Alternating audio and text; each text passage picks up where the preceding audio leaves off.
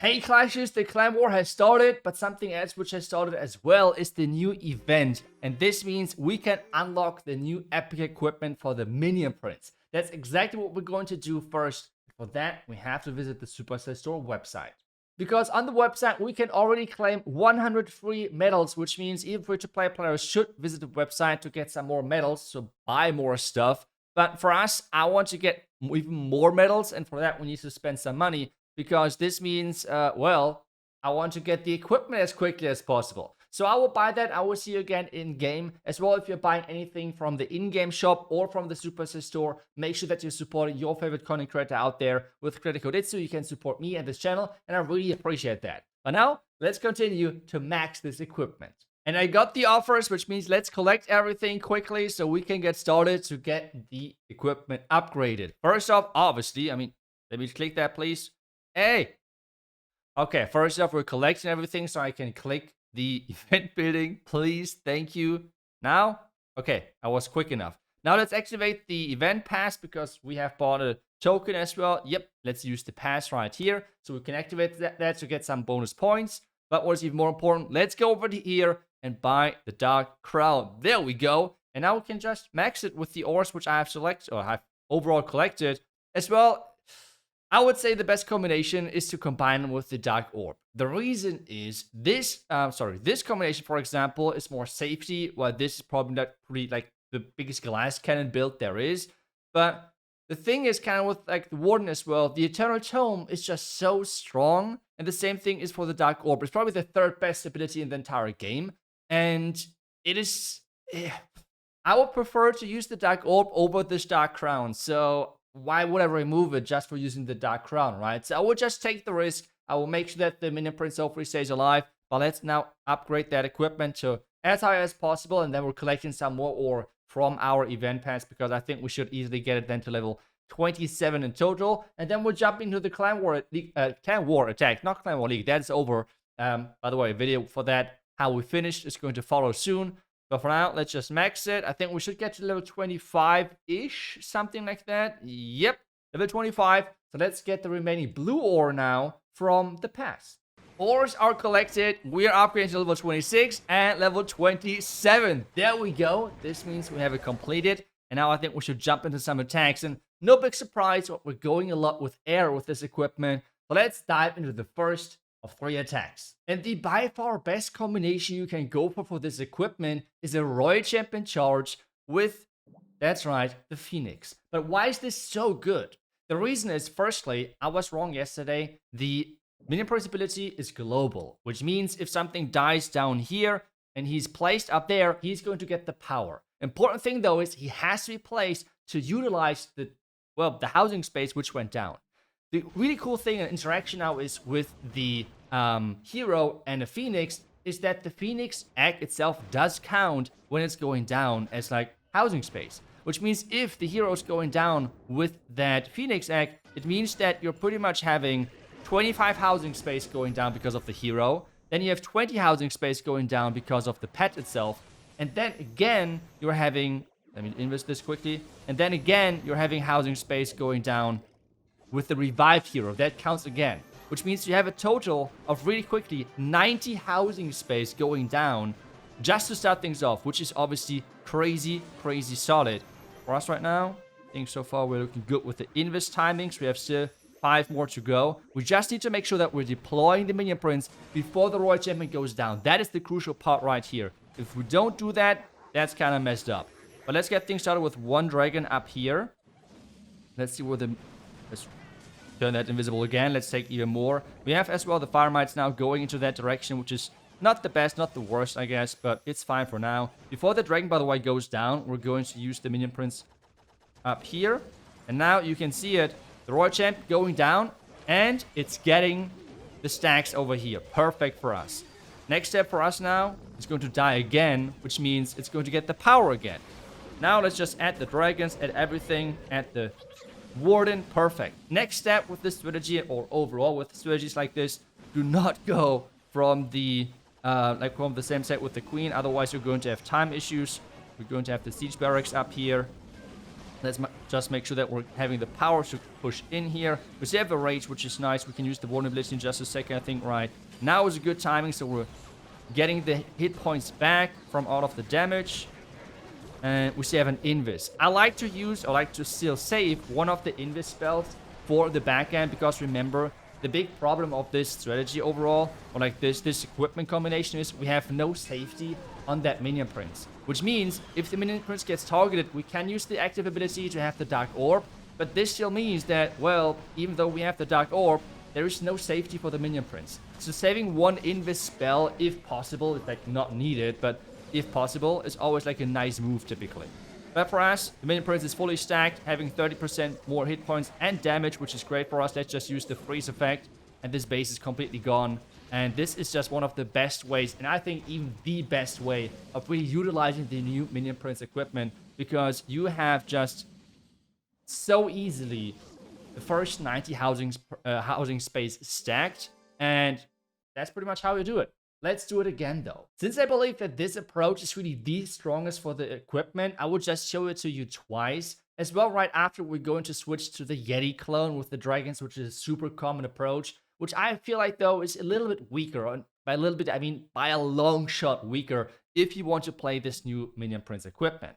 And then at the end of the attacks, I will share with you what I exactly think of the equipment and if you should get it or not. But let's get things started. So first off, Royal Champion on the far right side, so we can already take down some defenses, and then we're trying to push into the core to create some pathing, and then have the heroes on the back end. That's kind of what I'm looking for here. So Rocket Spear so far looking good. We're walking in here. Let's just turn things invisible. Nice thing with the Phoenix is that we do not need to care about like a fox following or anything like that. So far the invises are great. Let's turn that invisible again. We have to be careful a little bit with the Giga Bomb here. I do not want to have my Royal Champion going down too early, by the way. Would be a little bit unfortunate. Let's use it invisible again. Okay, so far so good. Let's turn this invisible. We have still 4 more invisible to go, so which means we should be fine if we get the timings right here. Come on. One more invis, and then I'm going to already use the first dragon and as well the minion prince. Because now, in my opinion, they can just go down. Wait a second. Don't run to safety. You're supposed to go down, buddy. What are you doing? Okay, she went down, which is perfect for us. Let's now use the back end reinforcement to make sure that time is not an issue for us. And this now looks... Oh no, the minion prince running away. Oh no, why is he running away? What is he doing? Okay, he has his own mission now, following that ice golem. I mean, I can understand. That's quite important, right? Then we have just down here. Again, as I said earlier, it does not matter because the ability itself is global. So that's, I guess, the nice thing.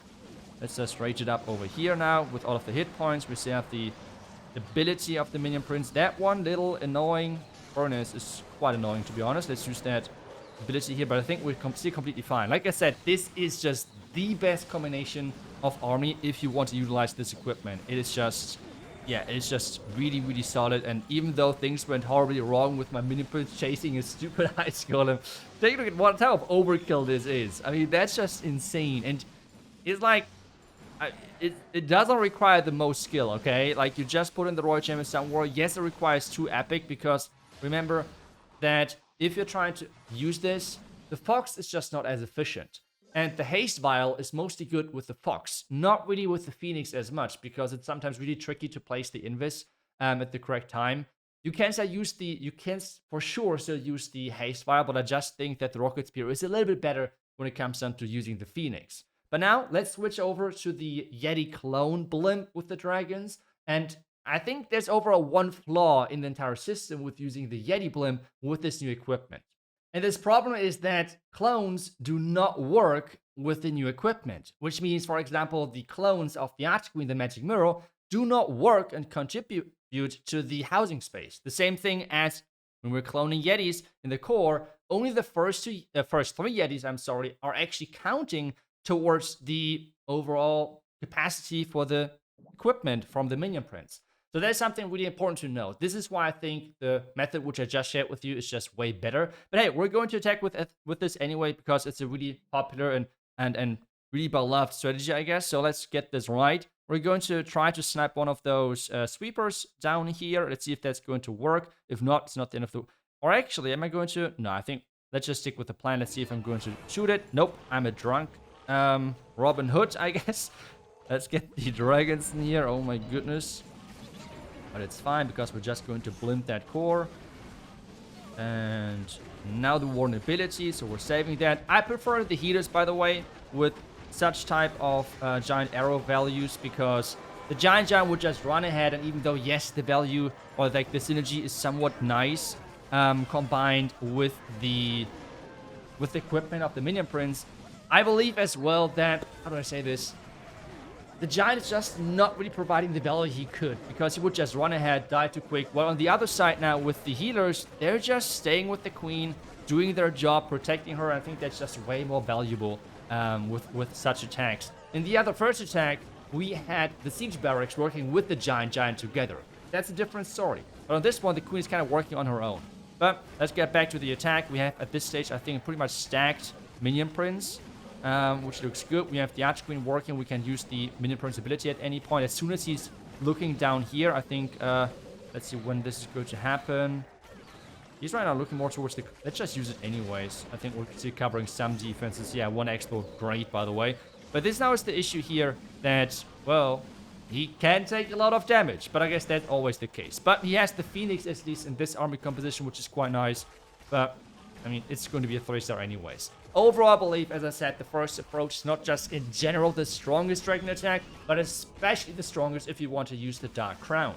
But now, how strong is the Dark Crown actually? I think in most dragon attacks, it is the best option if you combine it with the Dark Orb. It is just really solid. I mean, no way around it. I think it's overall really well-balanced epic equipment. And on the other side as well, I have already mentioned in my last video, I think the overall equipment balance currently is really solid. There's only like one or two outlier, the electric boots being one of them. And if you don't compare the this epic equipment with electro boots, but other epic equipments, I think it's a pretty solid choice. But on the other side though, we have a few common equipments for the minion prince, which are already so incredibly strong. And the Dark Orb being one of them, so you can't really take it away. Or for example, I think the equipment itself would synergize better with, for example, the metal pants. But removing the Dark Orb is just removing an epic equipment from your army pretty much, because it's just so powerful. It's literally top 3 equipment in the entire game.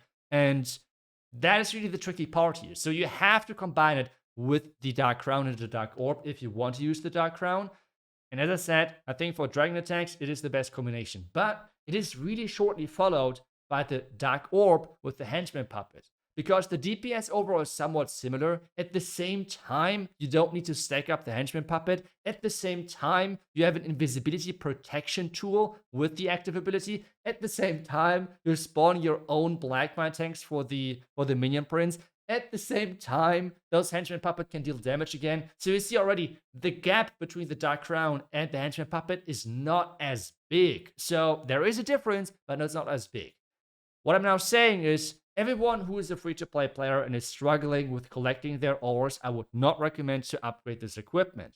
If you like the animations, if you like the ability itself or something, you want to spend your ores on it, those ores are not wasted by any means. But I just think there's more efficient ways of upgrading your equipment, going for other equipments first if you want to.